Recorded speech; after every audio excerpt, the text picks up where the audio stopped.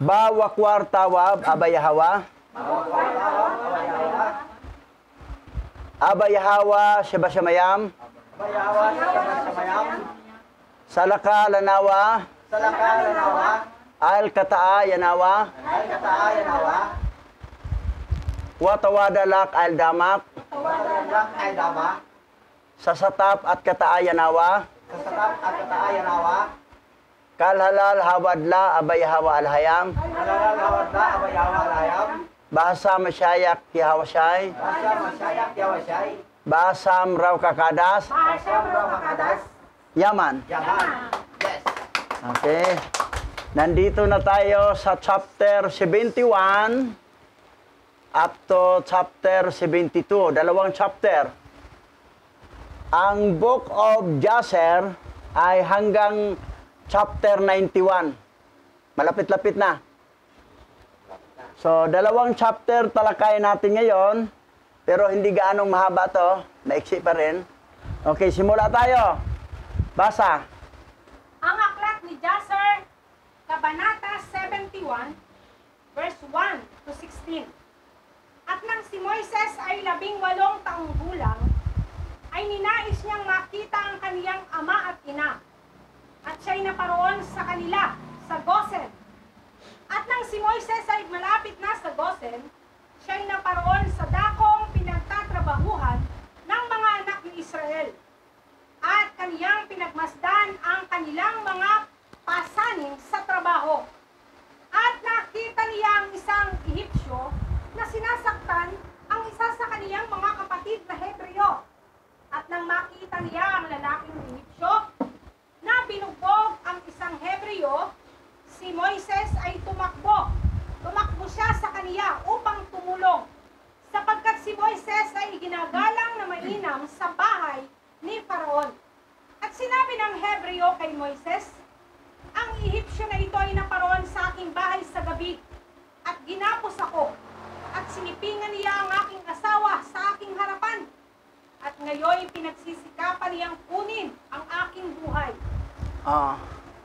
Matindi ang kasalanan ng Ehipsyo.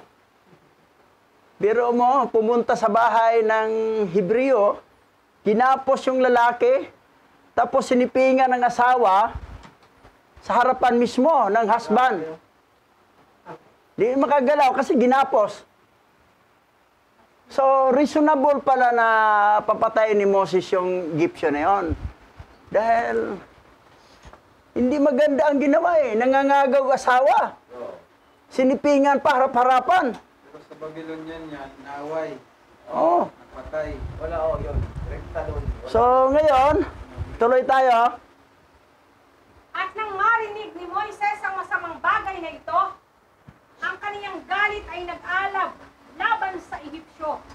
At dinala niya ang Ehipsyo sa ibang dako. At nang makita niya na walang tao roon, ay pinatay niya ang Ehipsyo. At itinago niya ang bangkay sa buhangin. At iniligtas niya ang Hebreo sa kamay niyoong sumakit at balak pumatay sa kaniya. At ang Hebreo ay umuwi sa kaniyang bahay. At si Moises ay bumalik sa kaniyang tahanan sa bahay ng hari. At na ang lalaking Hebreo ay umuwi, naisip niyang itakwil ang kanyang asawa, sapagkat hindi nararapat sa sambahayan ni Israel na ang sinumang lalaki na sumiping sa kanyang asawa, pagkatapos siya ay nadungisan. So, actually, mautak din si Moses eh. Yung narinig niya ang nangyari, dinala niya Egyptyo, pero walang kawalay-mala Egyptyo, napapatay na siya. Dito muna tayo sa isang lugar. Eh, girespeto, kasi prinsipe si Moses eh. Ni Paraon eh. Dinala. Sa lugar na wala ng tao. Saka pa niya pinatay. Tapos, ang bangkay gitago doon sa buhangin. So, ngayon, ito namang Hebreo na lalaki, umuwi sa bahay. Sabi niya, itong asawa ko, hindi na ito karapat-dapat. Dinudumihan niya ang sambayanan ni Israel. Dinudungisan niya. Pero itong asawa niya, Hebrea din ito eh. Lahat yun. Kaso nga po yun kung tubusin. So, yan, tuloy tayo. At ang babae ay yumaon at sinabi sa kaniyang mga kapatid ang niya, ay pinagsikapan ng kaniyang mga kapatid na patayin siya. At siya'y tumakas sa kaniyang bahay at tumakas. At sa ikalawang araw ay lumabas muli si Moises at pumunta sa kaniyang mga kapatid na mga Hebreo. At nakita niya ang dalawang lalaki na Hebreo na nag-aaway. At sinabi niya, bakit kayo nag-aaway at sinasaktan ang iyong kapwa Hebreo? At siya'y sumagot sa kaniya at sinabi sa kaniya, sino ang naglagay sa iyo na isang prinsipe at hukom sa amin? Binabalak mo ba kaming patayin ako, gaya ng iyong pagpatay sa isang Ehipsyo?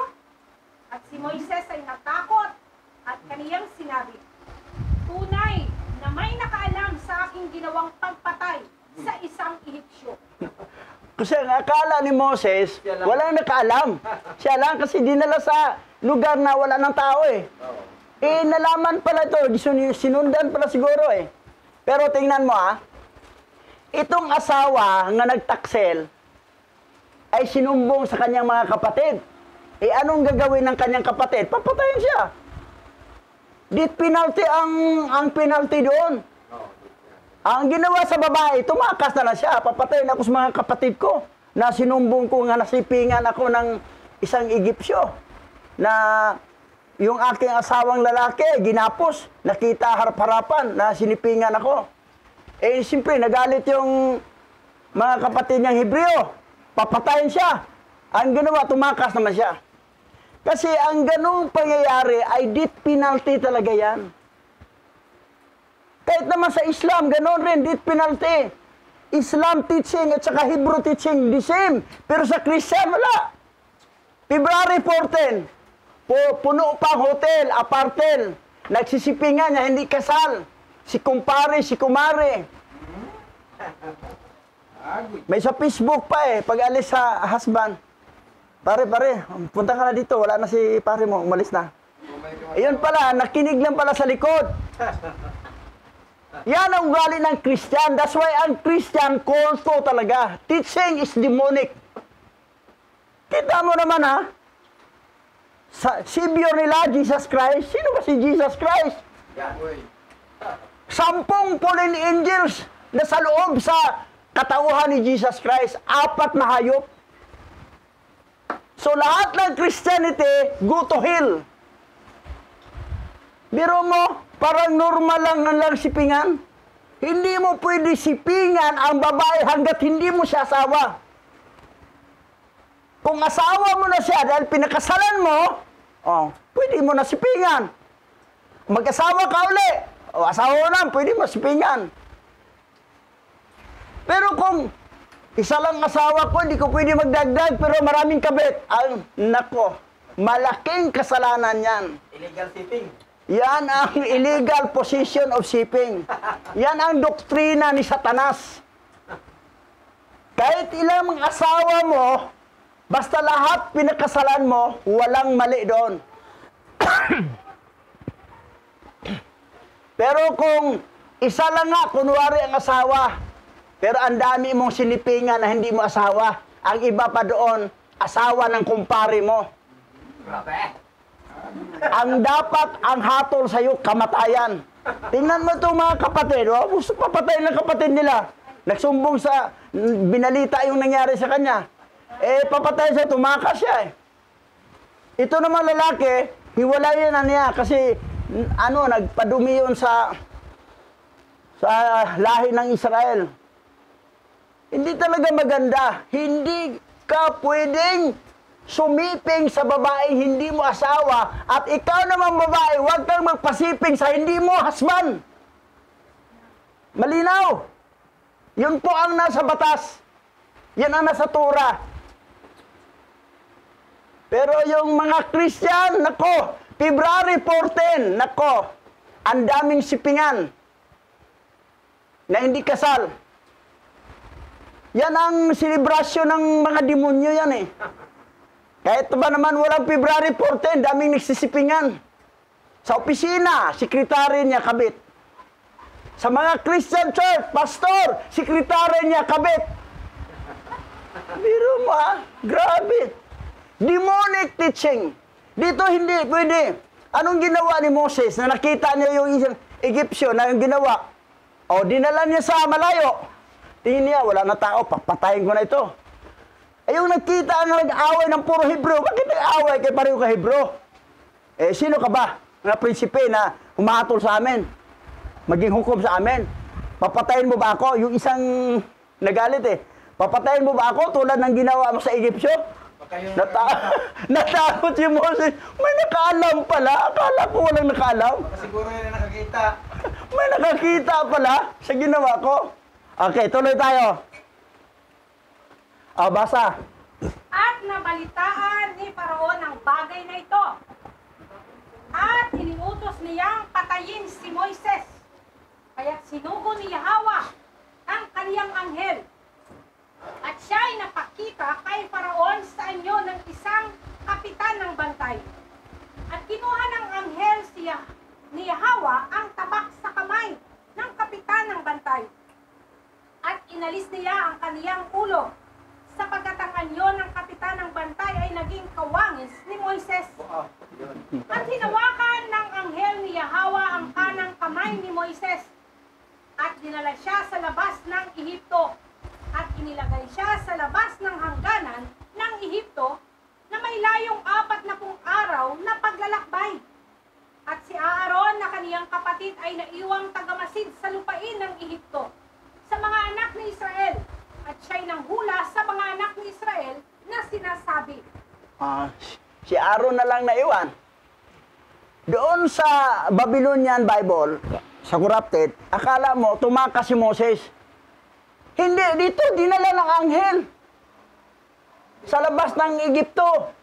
Na ang layo, kung lalakarin mo, 40 days. 40 days. Pero mo 40 days na paglalakad. Tumakas nga ang ano, tumakas. Pagkatapos, pero ang kwento, pagkatapos na pinatay ang Egyptian, tumakas na dyan. Oo. Dito, wala, mali, layo. Dito, sinabi pa na nalaman ni Paraon, gusto niyang patayin si Moses. Ngayon, proteksyonan ni Yahweh si Moses na hindi pwede mamatay ito kasi may mission pa ko dito. Ngayon, ikaw anghel, punta ka doon, mag-anyo ka ng bantay. Kausapin mo si Paraon na ikaw ang papatay kay Moses. Di si Paraon naman, nagmukhang tanga, sige, papatay na si Moses, mayroon akong inutusan. Yun pala, ang pinatay, yung totoong bantay na kawangis lang ni Moses. Yung bumagsak ng ulo, siguro ang Paraon, patay na si Moses, tingnan mo. Kawangis lang pala yun. Hinawakan ang kanang kamay ni Moses, dinala, nilipad papunta sa labas ng Egypto. Na ang layo, 40 days ang paglalakad. So talagang pinatakas talaga ni Yahweh si Moses. Ginamit ang anghel. Pangalawang pagliligtas na sa anghel eh. Yung una, yung bata pa si Moses na kinuha yung corona ni Paraon, gilagay sa ulo niya. Tapos pinapili yung isang onyx na bato o isang nagbabagang uling. Eh sabi yung anghel na nag-anyong pantas, kung ang onyx kukunin, ibig sabihin may alam si Moses, dapat siyang patayin. Pero kung itong nagbabaga na apoy, na uling, ang kunin niya, ay wala siyang alam. Eh yung hawakan na sana ni Moses yung onyx, ninila ng anghel doon kakuha sa nagbabaga. Hindi na napasok ang kamay ni Moses. Pero yung nilunok, nasunog ang parte ng labi at dila, yun ang kalalabas si Moses ay, hindi makapagsalita ng matino o bulol. Kasi nasunog ang parte ng dila niya. Yun pala ang dahilan kung bakit si Moses ay bulol. Yan ang katwiran niya na utusan mo ako, Yahweh, na pabalik sa Egypt para na dalhin ko mga Israelita. Hindi ako marunong magsalita, bulol ako eh. Kasi Aaron ang... Sabi niya, si Aaron ang gamitin mo, siya magaling magsalita. Yan pala. Kasi ang dahilan pala, dahil nasunog ang parte ng labi niya dila. Yun ang reason. Wala yan sa Bible na 66 book. Wala. Shortcut ang story. Dito, detalyado. Kita mo, nailigtas si Moses kay Paraon. Napapatayin siya sa kanyang lululuhan. Ngayon, outside na siya sa Egypt. Tuloy. Ganito ang sabi ni Yahweh Lahayam ng ating mga ninuno. Itapo ng bawat tao ang mga kasuklam-suklam sa kaniyang mga mata. At huwag ninyong dumisa ng inyong sarili sa mga Diyos-Diyosan ng Ehipto. At ang mga anak ni Israel ay naghimagsik at hindi nakinig kay Aaron ng panahong iyon. At inisip ni Yahweh na lipunin sila kung hindi naalala ni Yahweh ang tipan na kanyang ginawa kay Abraham, Isaac at ako. Nang mga araw na iyon, ang kamay ni Faraon ay patuloy na naging mahigpit laban sa mga anak ni Israel. At kaniyang dinurog at pinahirapan sila hanggang sa panahong ipinadala ng Alahayam ang kaniyang salita at pinapansin sila. Kita mo yung mga Israelita, medyo natangay na sa mga idolatry. Matindi pa namang idolatry ng Egypt. Yung si Amun-Ra. Ang dami mga idolatry dyan. Yung ulo, ibon.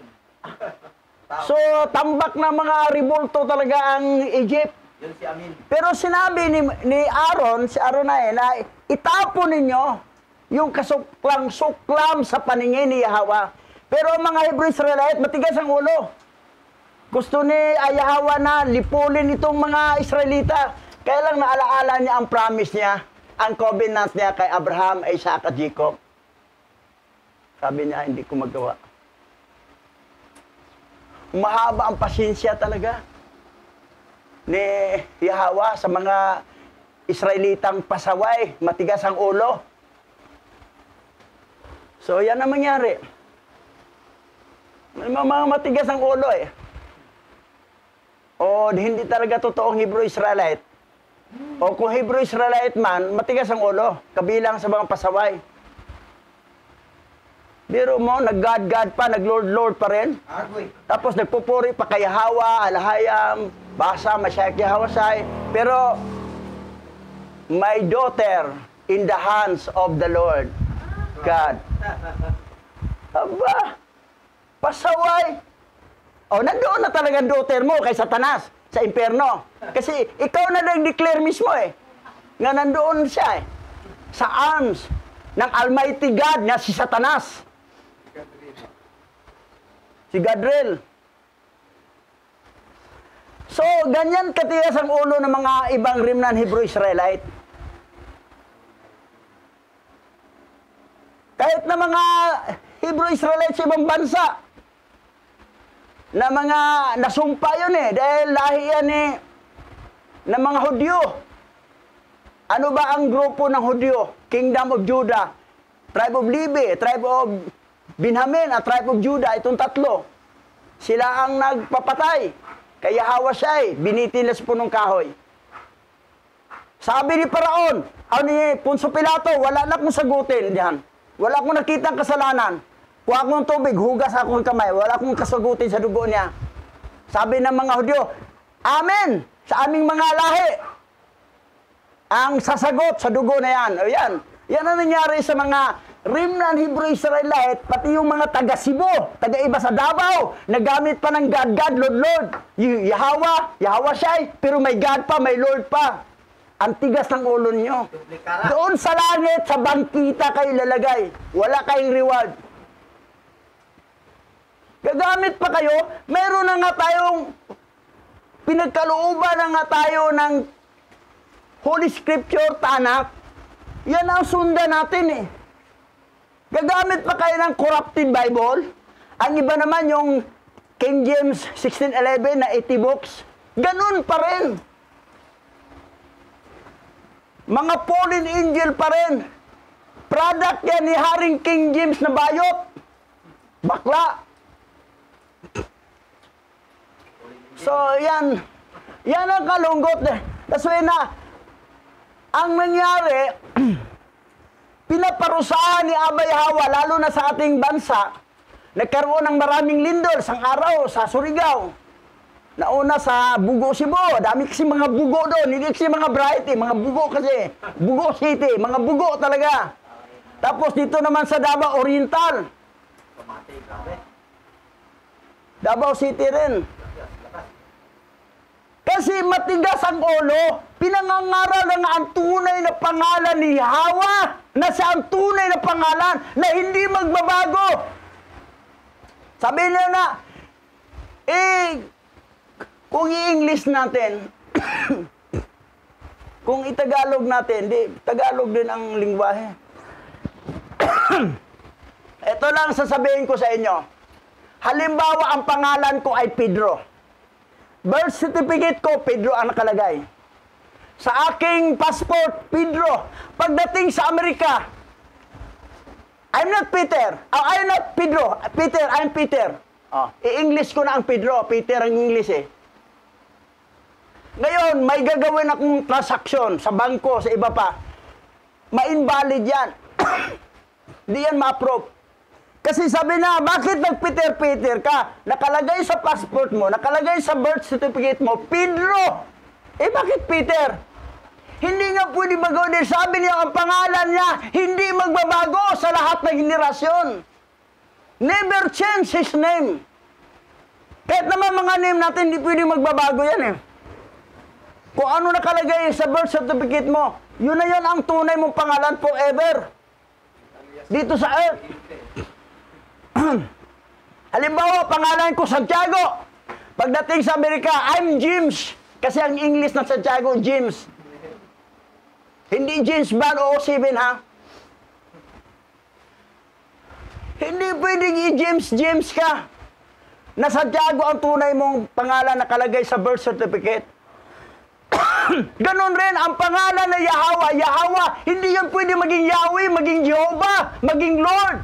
Hindi pwede. Talagang manatiling Yahweh yan, magpakailanman. Binanggit niya na sa Exodus chapter 3 verse 15, ang pangalan niya, hindi magbabago. Ngayon, binabago. Yan ang nangyari kung bakit napalayas ang mga Hebrew-Israelite at nagkalat na sa 4 na sulok ng mundo dahil sa katigasan ng ulo. Dahil nahumaling sa mga revolto, mga disyusan, sumasamba kay Baal. Sino si Baal? Si Lord. Oh Lord, Lord, Baal. Si Baal yan, fallen angel. Okay, tama na. Bugbog-sarado ko na kayo. Tuloy tayo. Ang aklat ni Sir Kabanata 72, verse 1 to 42. At nangyari, ng mga araw na iyon na nagkaroon ng malaking digmaan sa pagitan ng mga anak ni Kas at ng mga anak ng Silanganan at ng Aram. At sila'y naghimagsik laban sa hari sa Kas na nasa kamay nila. Sa gayoy lumabas si Kishano na hari sa Kas kasama ang lahat ng mga anak ni Kas. Isang bayang napakaraming gaya ng buhangin. At siya yumaon upang lumaban sa Aram at sa mga anak ng Silanganan upang pasakop sila. At lumabas si Kishano, iniwan niya si Balaam nasa lamangkero kasama ang kaniyang 2 anak upang bantayan ang bayan at ang pinakamababang uri ng mga tao ng lupain. Okay, diyan napunta si Moses. Parang sinundan niya si Balaam. Kasi si Balaam lumayas yon sa Egypt, diyan napunta. Takot kanya. Kasi natakot siya kay Moses kasi papatay ni Moses eh. Ikaw pala ang dahilan eh. Ikaw pala nag-udyok sa hari. Na ganito. Tumakas si Balaam nandito. Ngayon nasundan ni Moses. Nandito siya kay Haring Kishano. Hari ng Kas. Ngayon, yung may labanan na sa Kas o doon sa silangan, iniwan ni Kishano sa Kas, sa lungsod ng Kas, kay Balaam. Ito si Balaam, ito yung, ito yung instructor sa lolo ni RG Boy. Si Balaam, na mga salamangkero, mangkukulam. Tuloy tayo. Sa gayoy lumabas si Kishano, papunta sa Aram at sa mga anak ng silanganan na nakipagdigma siya sa kanila at sinaktan sila. At silang lahat ay nabuwal na sugatan sa harap ni Kisyano at ng kaniyang mga tao. At dinala niya ang marami sa kanila ng mga bihag at dinala niya sila sa ilalim ng pagpapasako gaya noong una. At nagkampo siya sa kanilang lupain upang kumuha ng buwis mula sa kanila gaya ng dati. At si Balaam na anak ni Beor, nang iwan siya ng hari sa Kas upang bantayan ang bayan at ang dukha sa bayan, siya'y tumindig at nagpayo sa mga tao ng lupain na maghimagsik laban sa haring Kisyano, na huwag siyang papasukin sa bayan kapag siya ay uuwi. Grabe. Nagaw ng Tingnan mo, taksel to si Balaam eh. Oo. Alam yan. Salbahe. Salbahe talaga, nangangagaw. Ngayon, anong mangyari yan? At ang bayan ng lupain ay nakinig sa kaniya. At siya'y sumumpa sa kaniya. At ginawa siyang hari sa kanila. At ang kaniyang dalawang anak na lalaki ay naging mga kapitan ng hukbo. Kaya't sila'y tumindig at tinitaas ang mga pader ng lungsod sa dalawang sulok. At sila'y nagtayo ng isang napakatibay na gusali. At sa ikatlong sulok ay naghukay sila ng mga bangbang na walang bilang sa pagitan ng bayan at ng ilog na nakapaligid sa buong lupain ng Kas. At kanilang pinabuga doon ang tubig ng ilog. Sa ikaapat na sulok ay nagtipon sila ng napakaraming ahas sa pamagitan ng kanilang mga awit at mga engkanto. At kanilang pinatibay ang lungsod at nanirahan doon at walang lumabas o pumasok sa harap nila. Ngayon, anong nangyari? Naging hari si Balaam sa Kas. Nadala rin ang mga tao eh. Huwag na natin papasukin yan si Haring Kisyano. Ako nang hari inyo.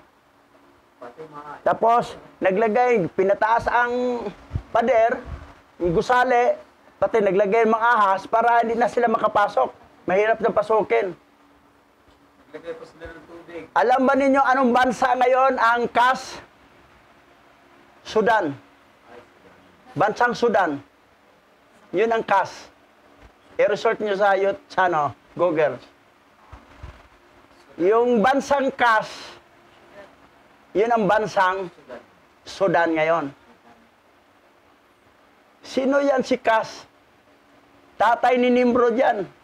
Oo. Tatay ni Nimrod yan. Tatay ni Nimrod yan si Kas. Asawa ni Semiramis. Oh, okay. Kita ba? Okay, tuloy natin. At si Kisyano ay nakipaglaban sa Aram at sa mga anak ng silangan. At kaniyang pinasuko sila gaya ng dati. At sila ay nagbigay sa kaniya ng kanilang karaniwang buwis. At siya ay yumaon at bumalik sa kaniyang lupain. At nang si Kisyano na hari ng Kas ay bumalik sa kaniyang bayan, at ang lahat ng mga kapitan ng hukbo na kasama niya, kanilang itiningin ang kanilang mga mata, at kanilang nakita na mga kuta ng bayan ay itinayo at totoong matayog. Kaya't ang mga tao ay nanggilalas dito. At sinabi nila sa isa't isa, ito ay dahil nakita nila na tayo ay naantala sa pagbabaka. At labis na natakot, kaya't ginawa nila ang bagay na ito. At itinaas ang mga pader ng lungsod at pinatibay ang mga ito upang ang mga hari ng Kanaan ay hindi makapanaig sa pakikipaglaban sa kanila. Mautak nito sa Balaam eh. Pinatibay. Para hindi pwede malusob. Naglagay pa ng parte sa kabila ang mga ahas para kung may pumasok na kalaban, tutuklawin ng ahas. Okay, tuloy tayo. Kaya't ang hari at ang mga hukbo ay lumapit sa pintuan ng lungsod at sila'y tumingala at narito. Ang lahat ng mga pintuang bayan ng lungsod ay sarado. At sila'y tumawag sa mga bantay na nagsasabi, buksan ninyo kami upang kami ay makapasok sa lungsod. Ngunit ang mga bantay ay tumanggi na pagbuksan sila sa pamagitan ng utos ni Balaam na sa lamangkero na kanilang hari ay hindi nila pinahintulutang pumasok sa kanilang bayan, si Haring Tiziano. Kaya't sila ay nakipagdigma sa kanila sa tapat ng pintuang bayan. At 130 lalaki ng hukbo ni Tiziano ang nabuwal ng araw na iyon. At sa sumunod na araw, sila ay nagpatuloy sa pakikipaglaban at sila ay nakipaglaban sa gilid ng ilog. Nagsikap silang makadaan, ngunit hindi nila kaya. Kaya ang ilan sa kanila ay lumubog sa hukay at namatay. O, kita mo. Mismo ang hari, si Tiziano, hindi na makapasok. Kasi may bagong hari na doon, si Balaam. O, nakipagdigma sila. Ang dami pang napatay sa mga tauhan ni Tiziano. So, ganun ka traidor ito si Balaam.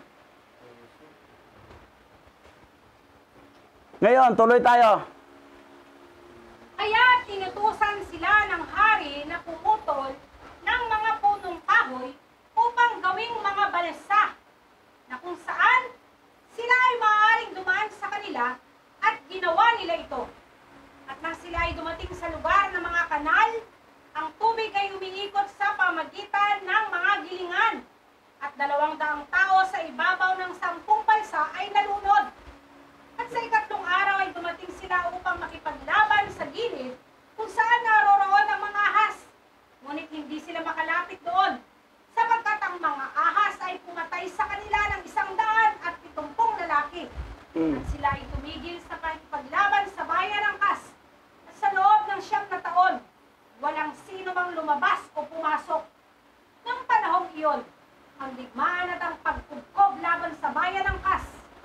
Si Moises ay tumakas mula sa Ehipto, mula kay Faraon, na naghangad na patayin siya dahil sa pagpatay sa isang Ehipsyo. Ngayon, diyan napunta si Moses. Biro mo sa Haring Tiziano, 9 years. Nasa labas sila. Hindi sila makapasok. Kasi matibay yung depensa ni Balaam. Doon sa kabila, may tubig na mag-ikot na malunod. Sa kabila naman, may ahas. Ang daming tinatuklaw ng ahas.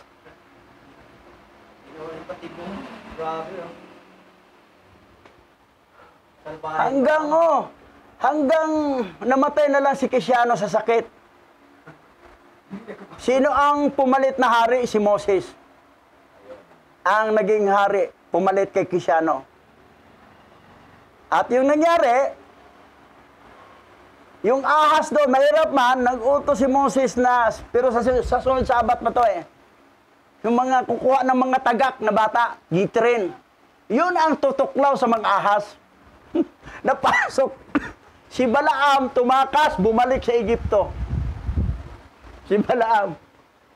Si Moses na ang hari doon sa Kas.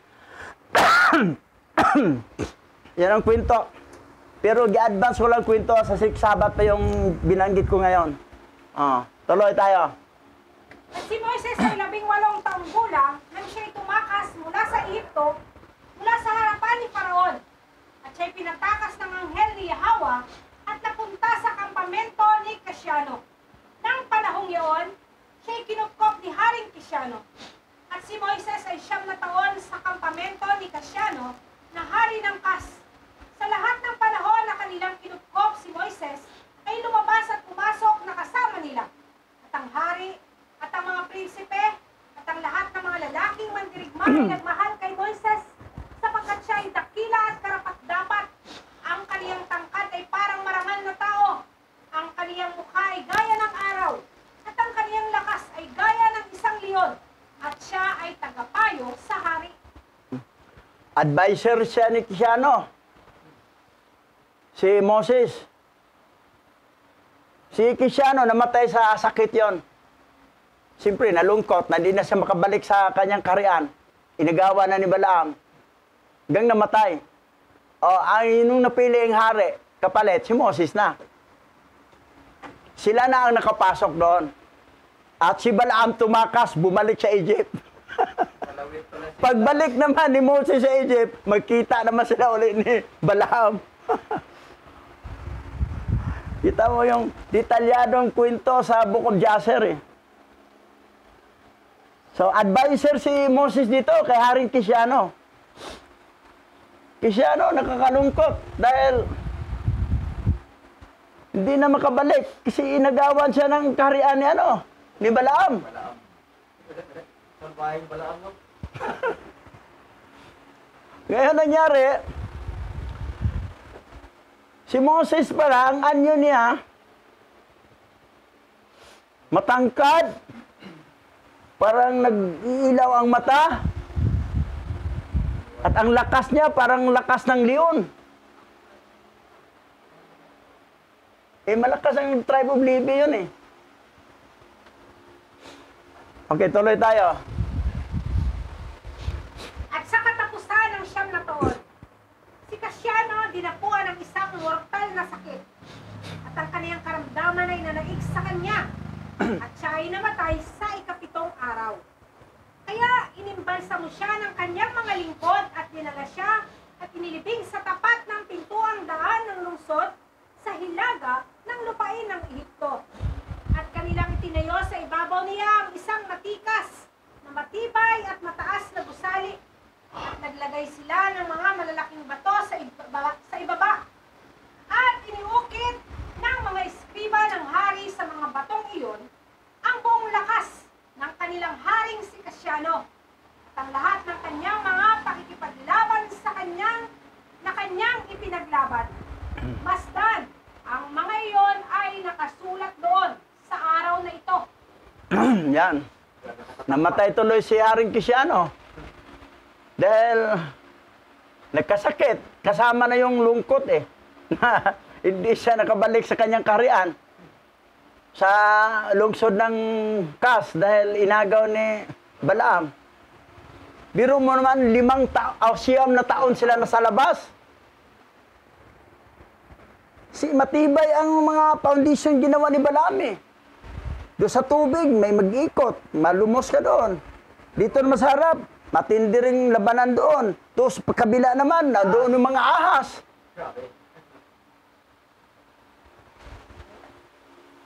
So yan ang nangyari. Tuloy tayo.